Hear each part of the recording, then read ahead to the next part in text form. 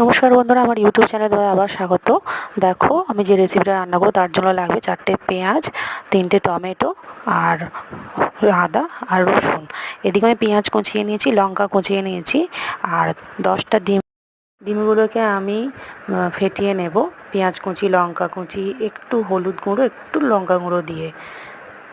এরপর একটা স্টিলের টিফিনে আমি সর্ষের তেল মাখিয়ে নিয়েছি এবং মিশ্রণটা ওতে ঢেলে দিয়েছি ভাপানোর জন্য।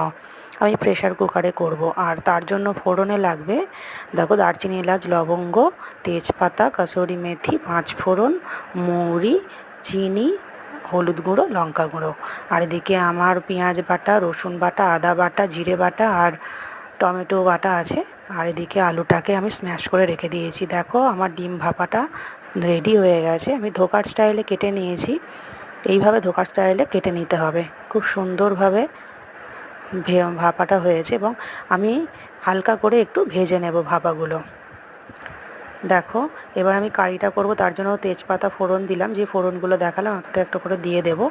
মশলা দিয়ে ভালো করে কষিয়ে নেব। অল্প তেলেই কিন্তু আমি রান্না করছি, বেশি তেলে কিন্তু নয়।